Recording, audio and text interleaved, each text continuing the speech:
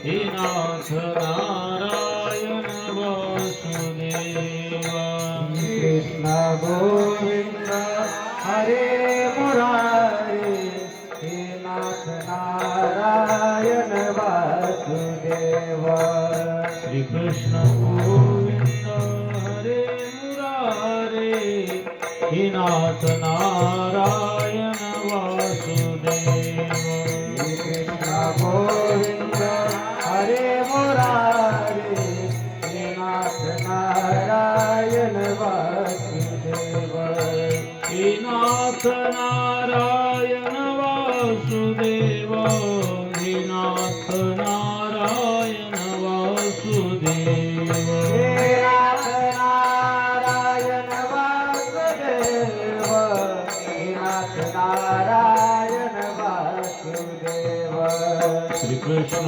गोविंद हरे मुरारे हे नाथ नारायण वासुदेवा श्री कृष्ण गोविंद हरे मुरारे हे नाथ नारायण वासुदेवा गोविंद हरे मुरारे नाथ नारायण वासुदेव श्री कृष्ण गोविंद हरे मुरारे नाथ नारायण वासुदेव गोपाल कृष्ण भगवान की जय गजाननं भूतगणादिसेवितं कपित्जम्बुफलचारुभक्षणम् उमासुतं शोकविनाशकारिकम् नमामि विघ्नेश्वरपादपङ्कजम् शरदिन्दुसमाकारे परब्रह्मस्वरूपिणी वासरापीठनिलये सरस्वती नमस्तुते ॐ नमो भगवते वासुदेवाय ॐ नमो भगवते वासुदेवाय मैत्रेय उवाच स एवमुत्सन्नभयावरुक्रमे कृतावनामा प्रियुस्त्रिविष्टपम् सहस्रशीर्षापि ततो गरुत्मता मधुर्वनम्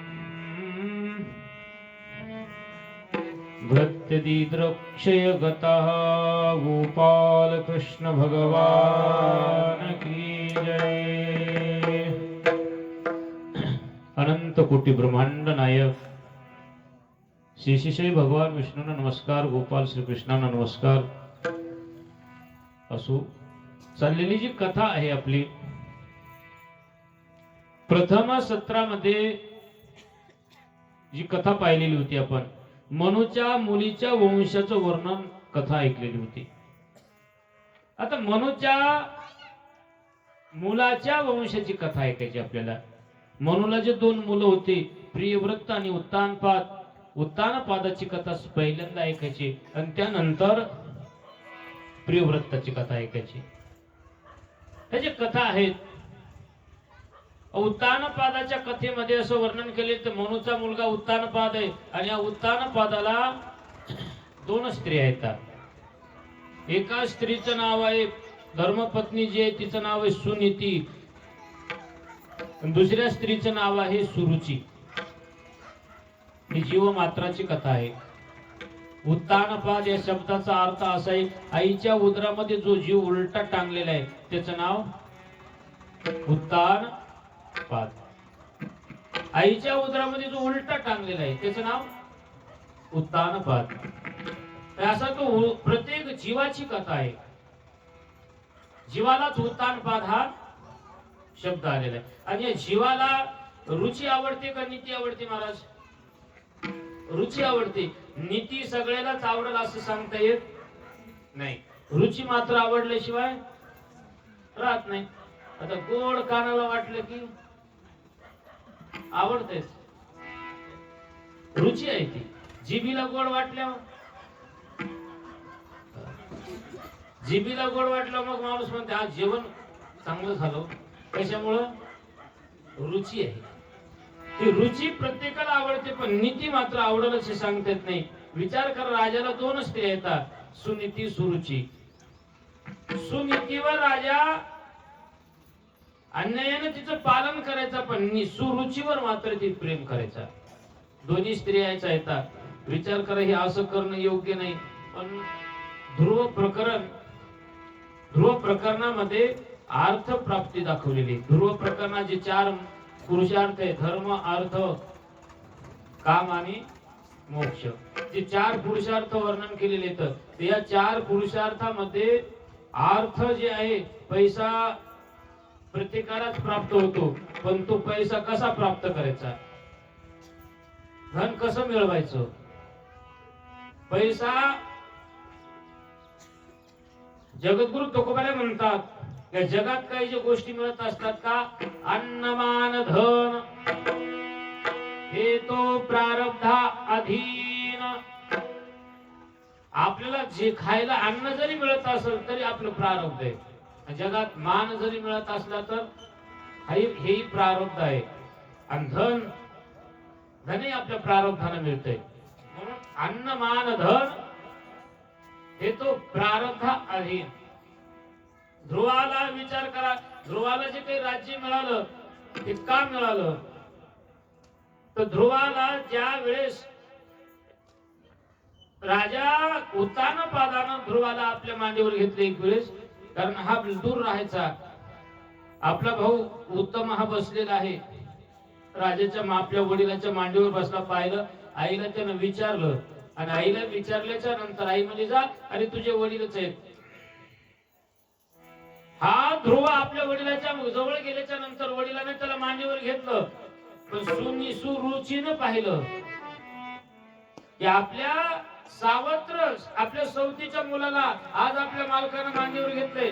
आज जर या सवतीच्या मुलाला मांडीवर घेतले तर ते फार गोड आहे, चाणाक्ष आहे, हुशार आहे. उद्या गोड बोलता बोलता आपल्या मालकाच्या काळजाला भिडल आणि आपल्या लेकरावरलं प्रेम कमी होईल. दुष्ट बुद्धी आहे तिच्या अंतःकरणात. आणि तात्काळ तिथं जवळ आली, तिनं ध्रुवाला खाली ओढलं, एक ठाका मारला आणि चल जा म्हणली. तुला जर तुझ्या बापाच्या मांडीवर बसायचं असेल, माझ्यासारखा भाग्यवान आईच्या उदरी जन्म घे, त्यावेळेस तुला बापाच्या मांडीवर बसायला मिळेल. कारण तुझ्या आईच्या उदरी जन्म घेतला ती आई तुझी अभागी आहे. की म्हणणं कुणाचं आलं, सुरुचीचं आलं. आणि मग असं म्हटल्याच्या नंतर त्याला चापट मारली, काढून दिलं. ध्रुव रडत आला. ही विचार करा, संस्कारामध्ये वाढलेली स्त्री होती ती, ऐश्वर्यामध्ये नाही, तर संस्कारात वाढलेली स्त्री होती. आणि तिने आपल्या लेकरावर सुद्धा संस्कार असे टाकलेले होते की त्या संस्कारानं लेकराचं जीवन कसं उज्ज्वल झालेलं होतं. नाही तर सुभाषितकार वर्णन करतात, लेकरू आपलंच आहे, पण त्या लेकरावर जर संस्कार आईचे संस्कार, वडिलाचे संस्कार, कुळाचे संस्कार आणि त्यानंतर त्याचे स्वतःचे काही दोष असतात, अशा 4 दोषांना लेकरू कसं बनते. सुभाषितकार म्हणतात, दुःशीलो मात्र दोषेन पितृदोषेन मूर्खता, कार्पण्यम वंश दोषेन आत्मदोषात दरिद्रता. दुःशीलो मात्र दोषेन, आईनं जर लेकराव संस्कार योग्य टाकले नाही तर ते लेकरू वाईट जन्मत आहे, वाईट निघत आहे पुढं.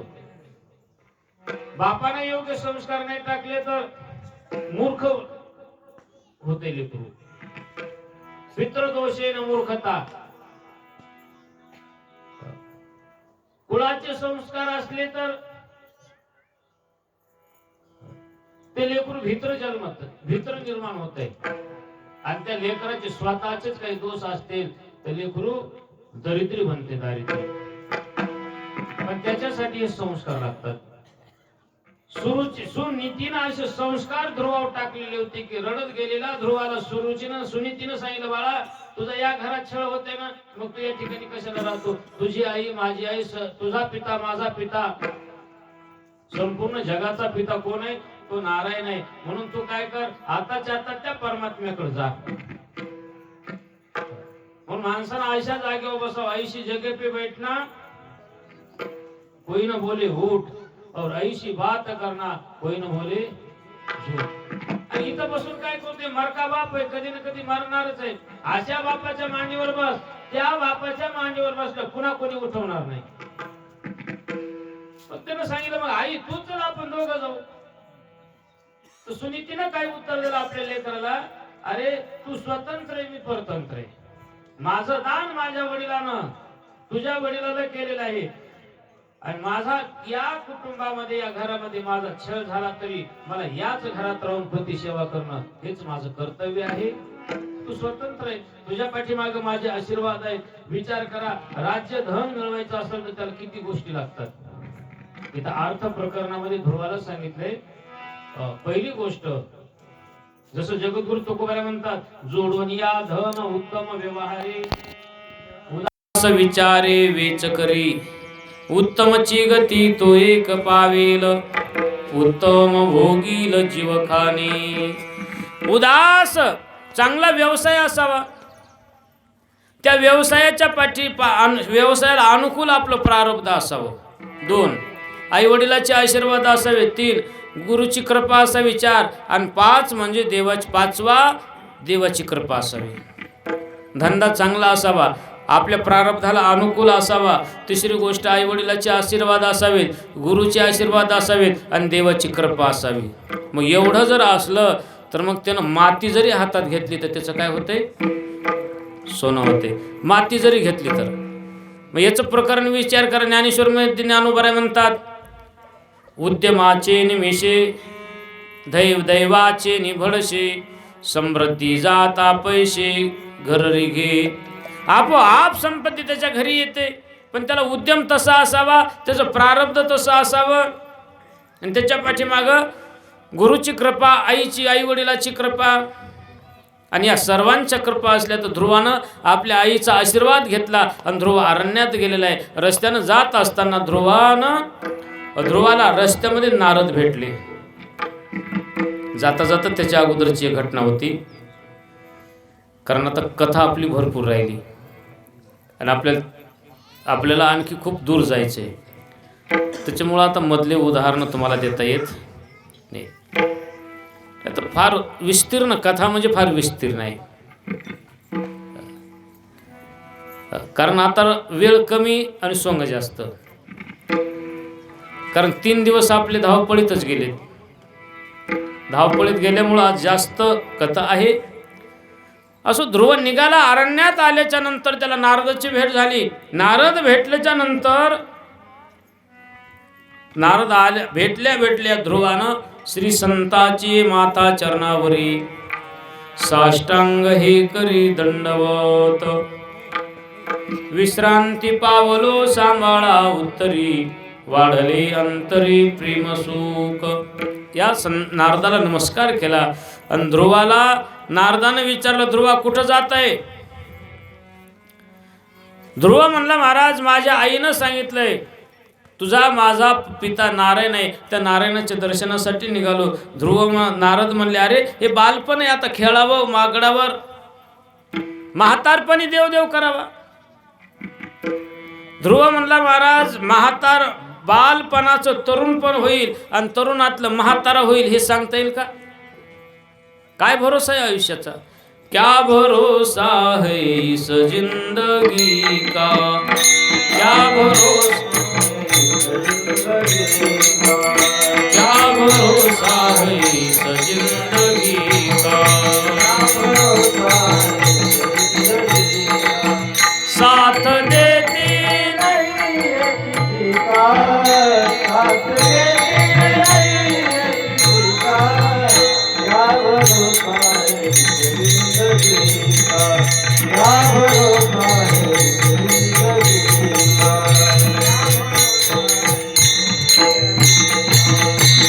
भरोसा है इस जिंदगी का, क्या भरोसा है इस जिंदगी का.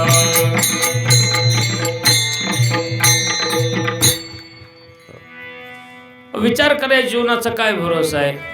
क्या भरोसा है इस जिंदगी का, साथ देती नहीं ये किसी का,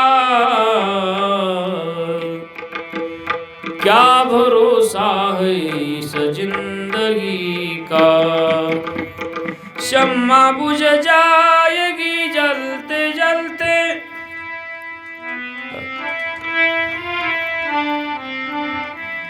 जिंदगी कट जाएगी चलते चलते,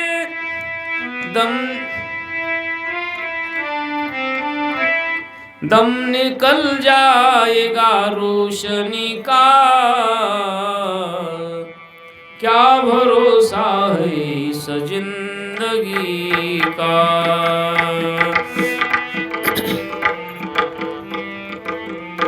गोपाल कृष्ण भगवान अशा प्रकारची अवस्था आहे. नारदाला सांगितलं ध्रुवानं, आणि मग नारद म्हणला बालपण, तरुणपण आणि वार्धक्यपण तोपर्यंत काळाची उडी पडल्यावर संपलं ना. मग नारदानं त्यावेळेस ध्रुवाला 12 अक्षरी मंत्र दिला. ओम नमो भगवते वासुदेवाय या मंत्राचा जप दिला.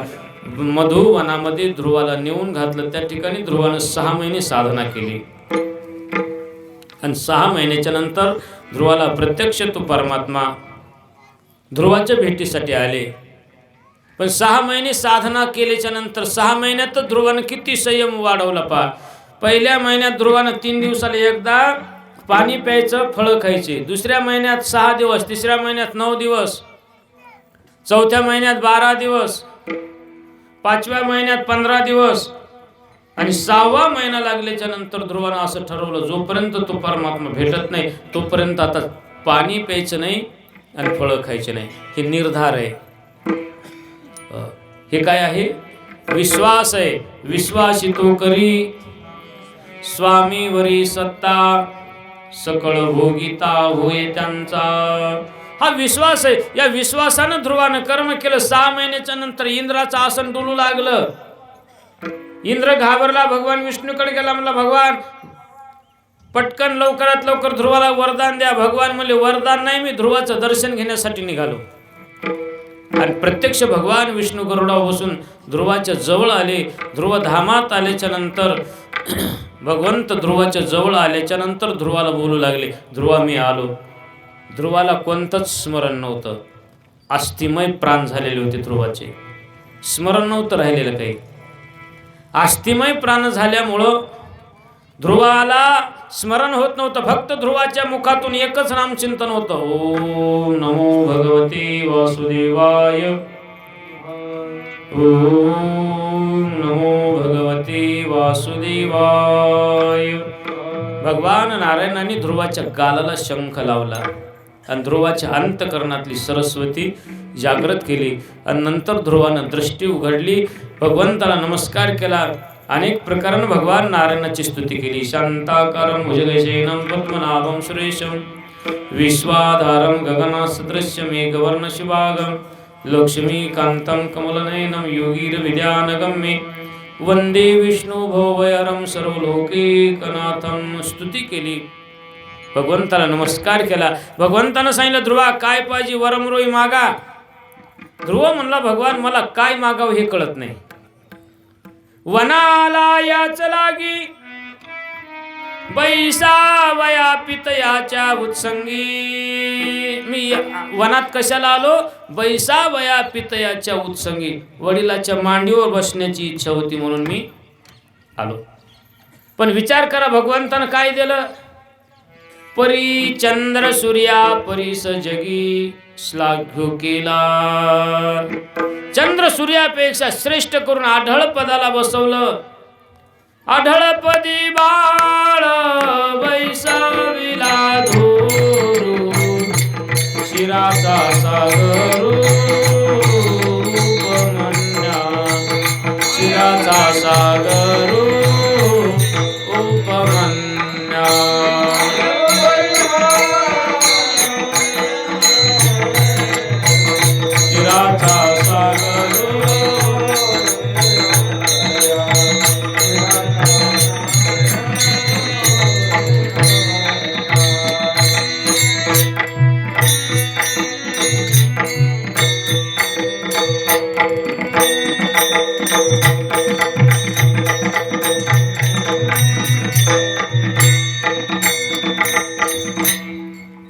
आवाज द्या त्या माईकला आवाज द्या जरा पेटीच्या माईकला आवाज यायला ना गोपाल कृष्ण भगवान आढळपदी बाळ वैसविला धूरू चिराचा सागर उपमन्या आढळ पदाच्या ठिकाणी ध्रुवाची प्राप्ती झाली. पण ध्रुवाला भगवंतानं सांगितलं, ध्रुवा तुम्ही आता काही काळ राज्य करा, घरी परत जा. ध्रुव म्हणला, भगवान मलाही फसवायले का?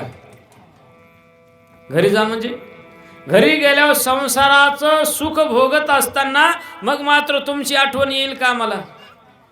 आताचा जो वेळ आलाय तो वेळ पुन्हा येणार नाही. भगवंतानं सांगितलं, हा मी माझा स्वतः मी तुला सांगतो, वचन देतो, तू आता घरी जा, काही काळ राज्य भोग आणि राज्याचा उपभोग घेऊन पुन्हा मी स्वतः माझ्या पार्षदाच्या हाताने तुम्हाला आढळ पदाची प्राप्ती करेल. ध्रुव पुन्हा आपल्या राज्यात परत आले.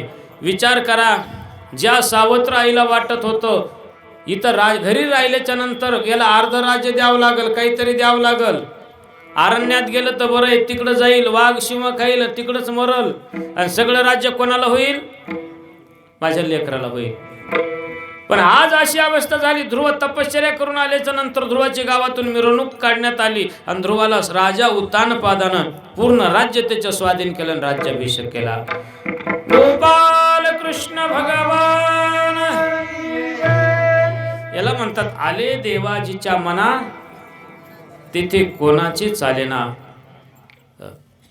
करशील तरी नो हे काही, राईचा डोंगर पर्वत राई, तुझे करुणेची शाई करी गाई मजबरी. काय करणार नाही तो परमात्मा.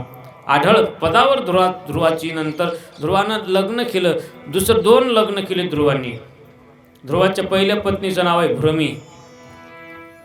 आणि त्या कालांतरानं ध्रुवाचा भाऊ उत्तम हा यक्षाच्या हाताने मारला गेला.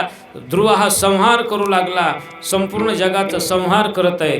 म्हणून मनु महाराज आले, ध्रुवाचे आजोबा, ध्रुवाला समजावून सांगितलं आणि कालांतरानं ध्रुवानं संहार बंद केला.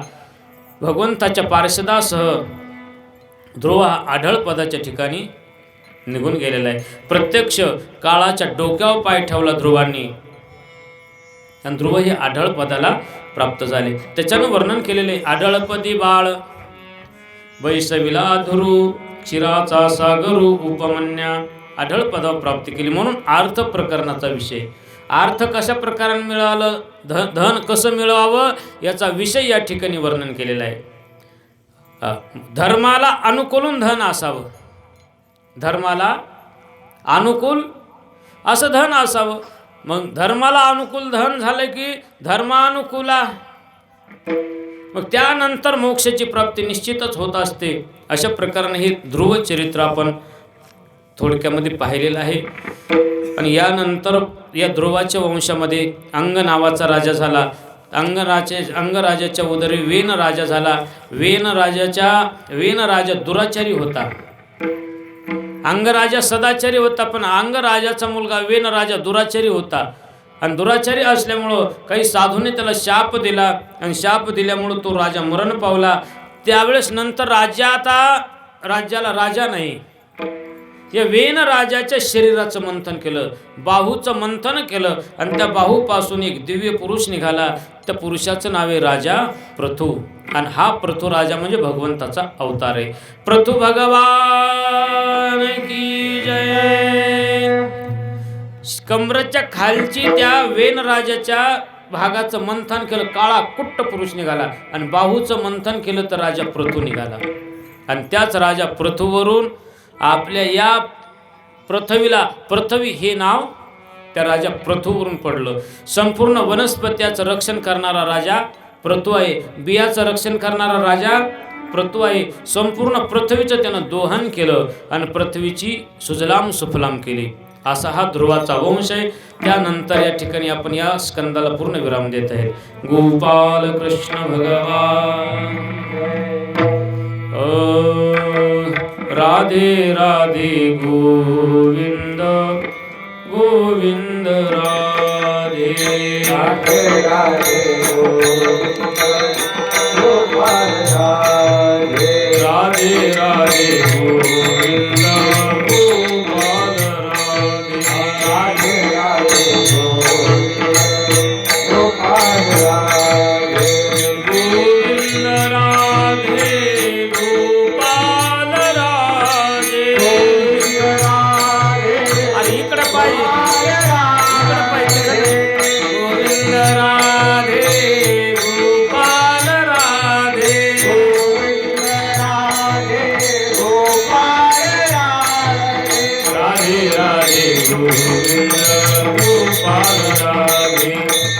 राधे गोविंद गोपाल राधे राधे राधे गोविंद गोपाल राधे राधे राधे गोविंद गोपाल राधे गोपाल कृष्ण भगवान ओम नमो भगवते वासुदेवाय भालेराव जाग्या उड्या नाही जमत हो इकडे आल्यावर पाहिजे त्या आता ते अंगात यायला वाजायला तसं पाहिजेत मग कन वाजल्यावर मग अंगात येते तुमच्या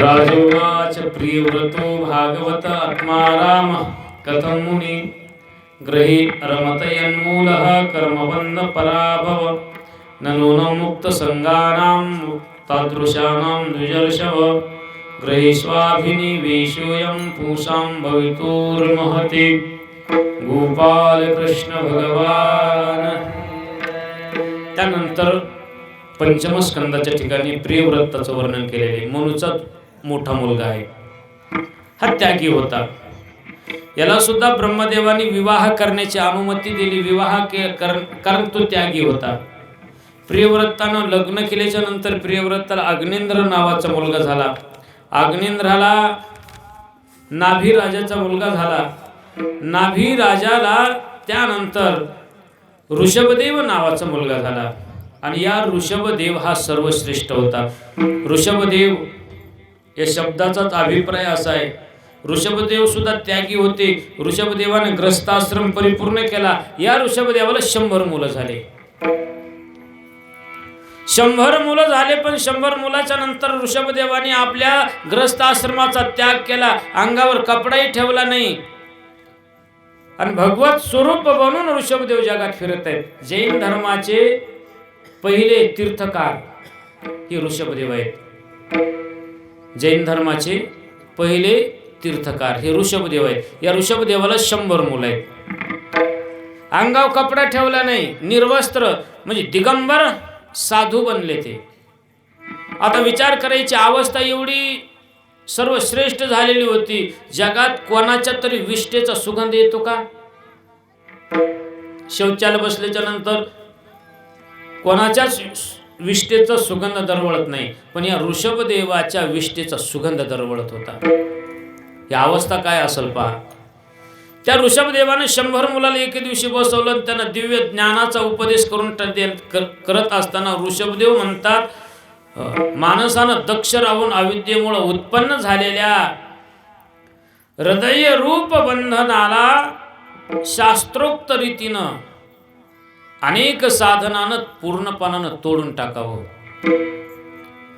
कारण कर्मसंस्कार राहण्याचं मन हेच ठिकाण आहे आणि त्यानंतर साधनांचाही त्याग करावा हे मुलाला उपदेश करता करता जसं म्हणले डोळस मनुष्य अयोग्य वाटेनं जाणाऱ्या आंधळ्याला तिकडं जाऊ देत नाही त्याप्रमाणे अज्ञानी माणूस अविद्येमुळं दुःखाकडे जात असलेल्याला पाहून कोणाला दया उत्पन्न होणार नाही कोणता ज्ञानी पुरुष त्याला त्याच्यातून मुक्त करण्याचा प्रयत्न करणार नाही हे तत्वज्ञान सांगायले हे तत्वज्ञान सांगता सांगता संपूर्ण मुलाला त्यांनी मुक्त केलं शेवटी या आपल्या भारत देशाला पूर्वीचं नाव काय होतं जुनं अजनाब खंड होतं हे अजनाब खंडाचं राज्य सगळ्यात मोठा मुलगा असणारा या ऋषभदेवाचा त्याचं नाव आहे भरताच्या स्वाधीन केलं बाकीचे सर्व मुलं मुक्त केले कोणी नवयोगेश्वर बनलं कोणी अनेक साधू ऋषीमुनी बनून सगळे मुलं मुक्त झाले त्या मोठ्या मुलाच्या स्वाधीन हे राज्य करून टाकलं आणि कालांतरानं या ऋषभदेवांनी कर्नाटकामध्ये एक श्रवण बेळगोळच्या ठिकाणी यांचा दिव्य अशी पुतळा आहे पहा त्या श्रवण बेळगोळच्या ठिकाणी एका डोंगराला आग लागलेली होती त्या आगीमध्ये हे घुसले सगळे लोक म्हणू लागले महाराज डोंगराला आग लागली ते म्हणले लागली असेल जळताल तुम्ही म्हणले जळालं तरी माझं शरीर जाळील मला थोडी जाळणार आत्मा जाळती का अग्नी नाही याला विदेही साधू आहेत. आणि याच साधूपासून म्हणून श्रवणबेळगोळच्या ठिकाणी आजही त्यांचा दिव्य पुतळा आहे. अशा प्रकारे या ऋषभदेवाने आपला देह त्याग केला. त्यानंतर राजा भरत राज्य करू लागला. तर राजा भरताचं राज्य अगदी पवित्र आहे, दिव्य आहे. राजा भरताच्या राज्यामध्ये कधी दुष्काळ नाही, कधी अतिवृष्टी नाही, कधी अनावृष्टी नाही. अगदी सुंदर राज्य चालले. राजा भरताचं राज्य मदालसा आपल्या लेकराला सांगू लागले, बाळा राजा भरताच्या राज्यामध्ये 12 महिने नदी वाहत होती. 12 महिने नदी वाहत होती. 12 महिने झाडाला फळं येत होते. झाडाला फळं 12 महिने यायचे. नद्या 12 महिने व्हायच्या. विहिरीत तुडुंब भरलेल्या असायच्या. वेळेवर ऋतू बदलायचा. आता हिवाळ्यात पावसाळा आणि पावसाळ्यात उन्हाळा, असे ऋतूमध्ये एकात एक दुसरेच घुसायलेत. म्हणून आपल्या या काळातलं सगळी चलनवलन बदललं गेलं.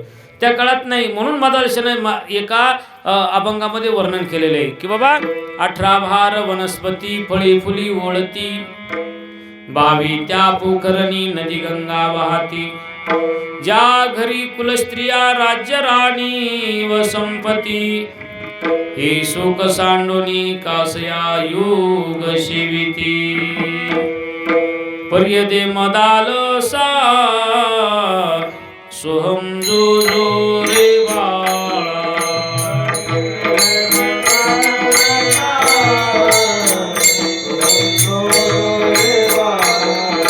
निज ध्यानी निज पारे लक्ष लावू रे डोळा.